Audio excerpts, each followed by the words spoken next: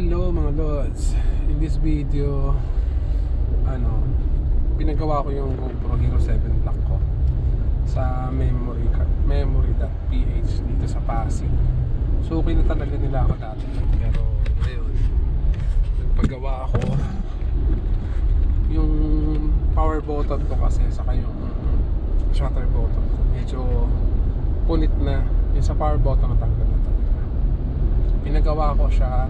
Tapos yung canvas ko sa iba 4, 5, 5K, sa kanila 3.5 lang. Yun, parang bago na rin siya. Although meron pa rin mga may iwan na luma dun sa dati mong cover ng GoPro. Yun yung mga medyo mukha pang luma, pero dahil napalitan siya, paikot yung halos wrap niya, yung lens lang yun, parang good as new siya ulit.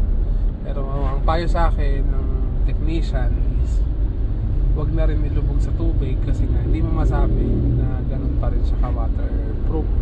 Ganda mag-casing pa rin. Pero kung habol ko naman, magamit ko pa rin siya kasi ito yung gamit ko talaga originally, pang vlog noon. After nung cellphone lang yung gamit ko na napakalabo pa. Ito yung una ko in-invest. Home credit ko pa nga ito tapos natapos ko rin siya. Tapos ang gamit ko na kasi may SLR ako na 700D, 200D, may Insta360 ako na 1X, luma na rin. Ito GoPro Hero 7 Black, may drone din ako.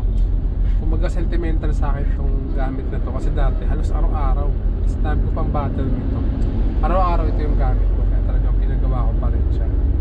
Medyo makalugman siya, pinatong ko lang kasi siya, pero yung lagayan ko maganda na, pwedeng clip lang, pwedeng magnet. Masanay pa rin ako mag-vlog using this GoPro Hero 7 Black.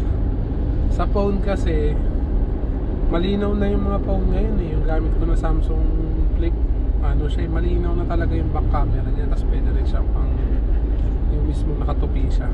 Ganito. Yan.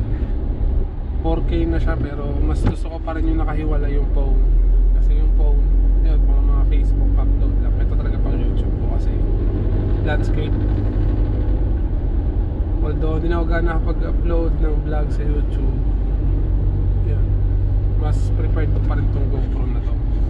Hero 7 Black, yung mga black version okay na rin kasi napapalitan yung battery. Pwede ka magdala ng maraming battery tapos memory card.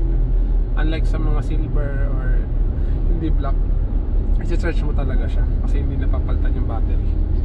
Tapos sa phone naman, ang ayoko, syempre kailangan mo i-airplane mode. Mabilisan din siya ganyan. Kasi maglalabasan yung notification, may tatawag, may text, mawawalan, nakalimutan mo. Hindi mo pala na airplane mode, na-try ako na unboxing. May tumawag, miss ko lang yung sinagot or may nag-text. Naputol yung video. Ang dami ko ginagawa na sa hindi ako masyadong nagka-cut. Hindi ako masyadong umuulit pala yun mga retake. Yung cut gumagawa ko, pero yung mga retake hindi na, pag nakuha na yun na yun. Kasi hindi ako may magtago ng ito nga pagbibideo ko or pagbablog ko, tinatago ko na yung personal ito eh.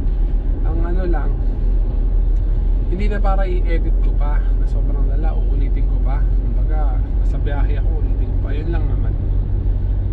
Masasabi ko lang, Memory PH, salamat. Hindi naman to sponsored pero kahit yung mga dating motovlogger na ito sa kanila nagpapagawa, ako dati na rin ako nagpapagawa o bumibili sa kanila mga accessories yan, mga telescene, abot sa camera, mga action cam, dyan ako bumibili sa kanila. Yun lang sa mga aspiring magbablog pa lang ngayon at sa mga content creator na yung iba nagtitinda na kung ano-ano, nagiging affiliation na yung social media, parang lahat nagaganon na. Good luck tuloy nyo lang. Ang pinaka mapapayo ko lang is mag-upload na kayo na mag-upload, tapos hayaan nyo lang, huwag kayong sasamahin loob kung dinonood yung mga ka-close nyo, kamag-anak nyo. Ganun talaga yun, tapos kasama yung ang importante, enjoyin mo lang na mo yung memories mo, yung video mo. Yun lang naman, papanood mo yung mga dati mong video. Hindi ko alam kung upload ko sa YouTube ko kasi in-organize ko na yung YouTube ko na more on na lang siya, more on car camping lang talaga kasi maguloy, halo-halo. Pero dahil nag-video ako ng testing ng Hero 7 Black, ito na ni-repair.